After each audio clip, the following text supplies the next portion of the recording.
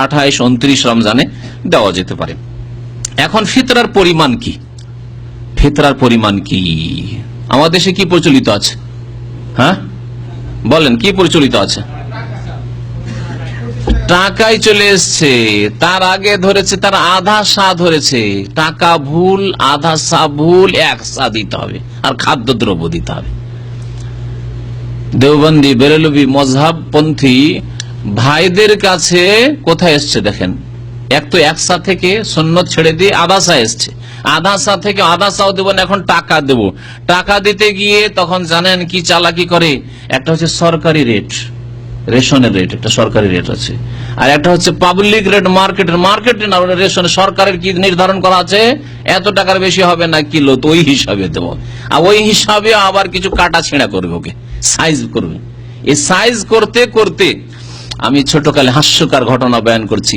যখন ঈদের সময় আসতো, ফিতরা দেওয়ার সময় আসতো, তখন আমাদের যে গ্রামে আমি ছোটকালে মানুষ হয়েছি, মাতাব্বর ছিলেন, এসে মসজিদে দাঁড়িয়ে গেলেন আর বলতেন যে আচ্ছা বলেন তো আপনারা কত টাকা করে ফিতরা দিতে পারবেন? গ্রামের লোকেরা, সমাজের লোকেরা বলেন তো, সমাজ কত টাকা করে ফিতরা দিতে পারবেন?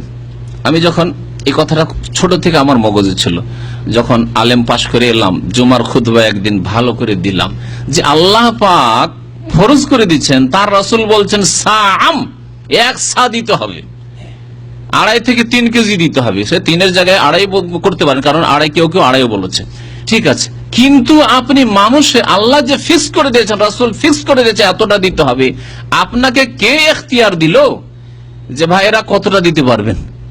আজ কয় টাকায় বছরে দিতে পারবেন? তখন একটু যারা সচ্ছল খোলা মনের, 10 টাকা করে দিতে পারবো। একদল একটু বখিল, পয়সাওয়ালা কিন্তু বখিল, বলছে না না এটা বেশি হয়ে যায়, 7 টাকা হোক। তখন গরিব দল, গরিব পার্টিরা, তারা বলছেন না না না আমরা দিতে পারবো না, আমরা 5 টাকা করে পারবো। এই দর কষাকষি শুরু হলো শরীয়তের ওপর। এই হলো মুসলিম সমাজের অনইসলামিক অবস্থা, মুসলিম সমাজের অনইসলামিক অবস্থা। তাহলে ফিতরা দিতে হবে 1 সা। আচ্ছা 1 সা, সাটা আবার কোথায় দিতে হবে? বাংলাদেশি না ভারতীয় না ইরাকি?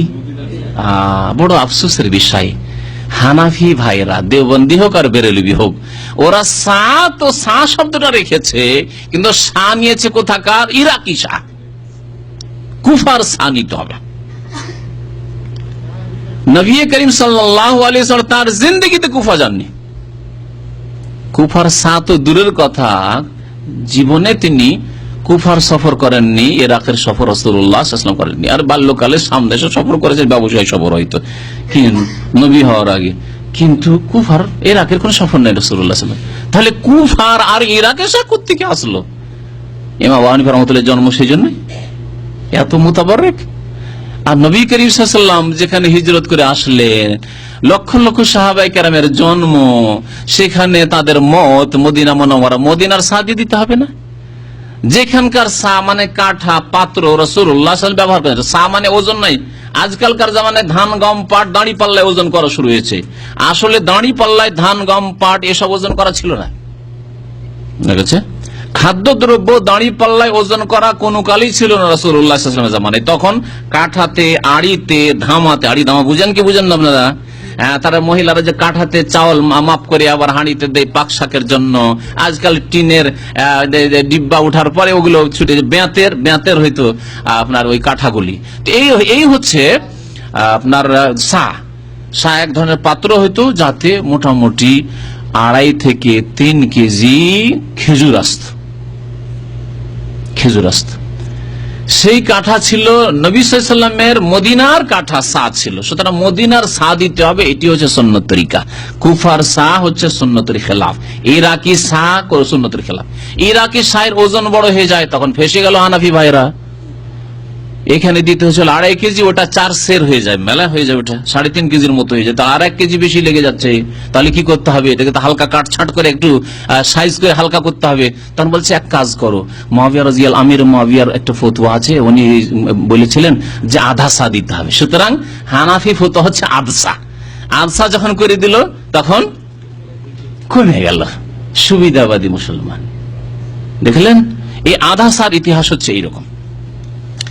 এক সা দিতে হবে, আর তাও নবী করিম সাল্লাল্লাহু আলাইহি ওয়াসাল্লামের সা, যেই সা দিয়ে দিতেন, অর্থাৎ যেই কাঠা, যে পাত্র দিয়ে মদিনার, সেই মদিনার সা দিয়ে এখনো মদিনায় সে সা গুলি পাওয়া যায়, সে সা পাওয়া যায়। আমার শ্বশুর সাহেব দীর্ঘদিন, আজকে 30 বছর আগে হজে এসেছিলেন, তখন আমার বিবাহ শাদী হয়নি, তার সাথে পরিচয় ছিল না। তো বিবাহ শাদীর উনি বললেন যে আমি মদিনায় প্রথম হজে গিয়ে এই সায়ের কাঠা কিনে নিয়ে এসেছিলাম, আর অতি করেই আমি ফিতরা দিই। কাঠা এখান থেকে কিনে নিয়ে গেছিলেন তিনি। তো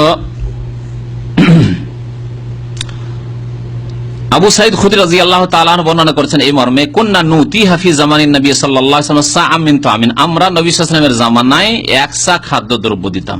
কত? আধা সা নাই। আও সাআম মিন তামরিন, এক সা খেজুর দিতাম। আও সাআম মিন শাইরিন, জব দিল এক সা দিতাম। আও সাআম মিন জাবিবিন, কিশমিশ দিল এক সা দিতাম। ফালাম্মা জা মুআবিয়া, তো মুআবিয়া রাদিয়াল্লাহু তাআলা একবার আসলেন মদিনায়, খলিফা হইলেন, আর মদিনা আসলেন বেড়াতে। ওয়াজাআতিস সামরা, আর গম আসলো, খুব মোটা মোটা দানার গম শাম দেশ থেকে আসলো। কাল, তখন তিনি বললেন, আরা মুদ্দাম মিন হাযা ইয়াদিলু মুদ্দাইন, আমার মনে হচ্ছে যে এক মুদ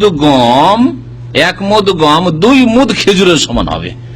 মুদ প্রায় 600 গ্রাম, অর্থাৎ বলতে চাইলেন যে খেজুরের দ্বিগুণ দাম হয়ে যাচ্ছে কিসের?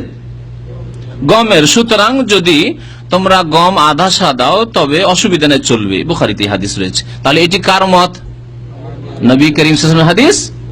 হ্যাঁ, 4 খলিফার কোন খলিফার যাদের অনুসরণ করতে বলা হচ্ছে না, মুআবিয়া রাদিয়াল্লাহু তাআলা আনহুর ব্যক্তিগত মত।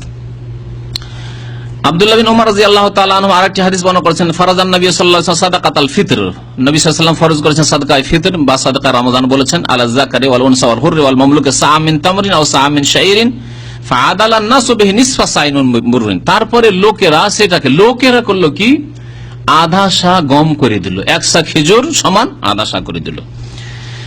আবু সাইদ খুদরি রাদিয়াল্লাহু তাআলা আনহু যেই হাদিসটিতে আছে যে তিনি মুআবিয়া রাদিয়াল্লাহু তাআলা আনহুর সামনে প্রতিবাদ করেছিলেন, মুআবিয়া রাদিয়াল্লাহু তাআলার পক্ষ থেকে মারওয়ান বিন হাকাম যে মদিনার গভর্নর ছিলেন তার সামনে প্রতিবাদ করেছিলেন।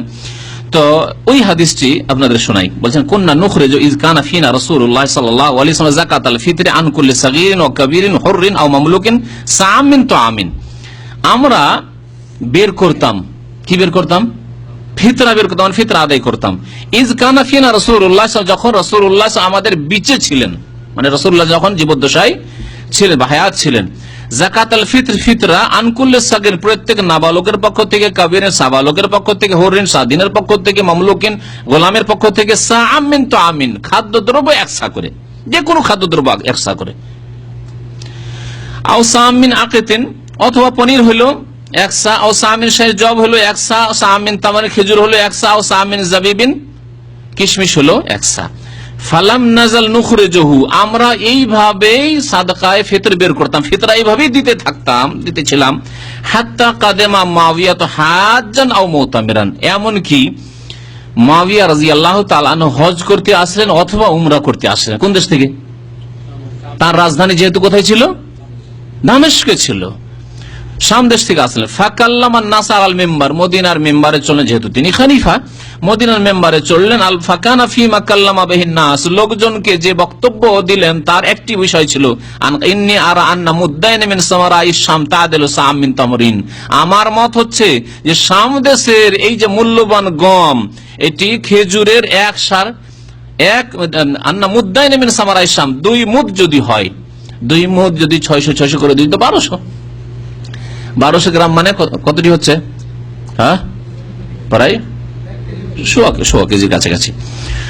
তাহলে 2 মুদ, আনুমানিক 2 মুদ, শাম দেশের 2 মুদ গম, তাদেল সাআম মিন তামারিন, এক সা খেজুরের সমান হয়ে যাচ্ছে। তাহলে এক কেজি 200 গ্রাম, মানে 100 কেজি গমই যদি এক সা, মানে 2.5 কেজির সমান হয়ে যায়, তাহলে তার মত কি বলতে চাইলেন তিনি? যে তোমরা যদি অর্ধেক দিয়ে দাও, গম আধা সা দিয়ে দাও, তাহলে চলবে, এ কথা বললেন তিনি। ফাআখাযান নাসু বিযালিকা, লোকেরা কিন্তু দেখলো যে সুবিধা, খলিফা যখন বলছেন আর আধা সা দেওয়ার ব্যাপার স্যাপার আছে, লোকেরা দিতে লাগলো, অনেকেই দিতে লাগলো। ফাকাল আবু সাইদ, এখন শুনেন, আবু সাইদ খুদরি রাদিয়াল্লাহু তাআলা আনহু, নবী করিম সাল্লাল্লাহু আলাইহি ওয়াসাল্লাম প্রখ্যাত সাহাবী এবং অনেকগুলি হাদিস তিনি বর্ণনা করেছেন।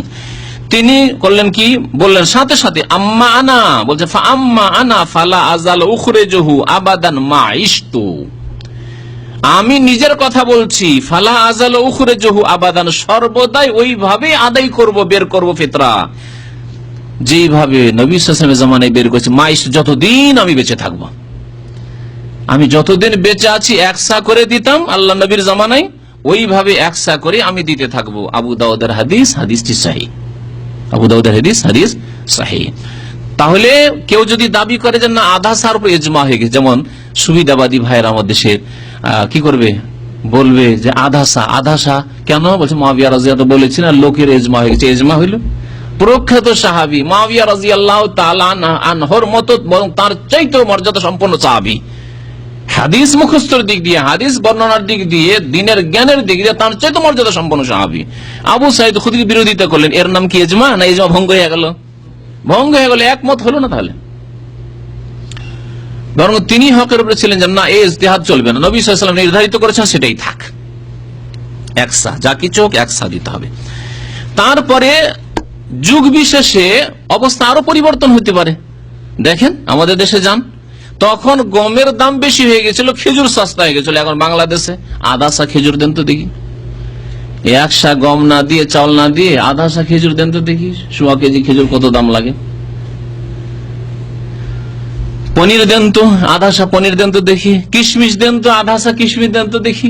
হ্যাঁ, সুতরাং নবী সাল্লাল্লাহু আলাইহি ওয়াসাল্লাম ঝামেলা সাফ করে দিয়ে চলে গেছেন যে বাবা সা দিতে হবে, যা দিবে দাও, এই জিনিসগুলোর খাদ্যদ্রব্য থেকে এক সা দাও। কোন বছরে ঝগড়া করতে হবে না, বসতে হবে না, মিটিং করতে হবে না, সমাজে কে কত দিতে পারবেন, কোনটা দিবেন, চাউল দেবেন না গম দেবেন, এইসব ঝামেলা করতে হবে। কিয়ামত পর্যন্ত সমস্যার সমাধান করে দিয়ে রাসূলুল্লাহ সাল্লাল্লাহু আলাইহি ওয়াসাল্লাম বিদায় নিয়েছেন। সমস্যার সমাধান হয়ে গেছে, আলহামদুলিল্লাহ।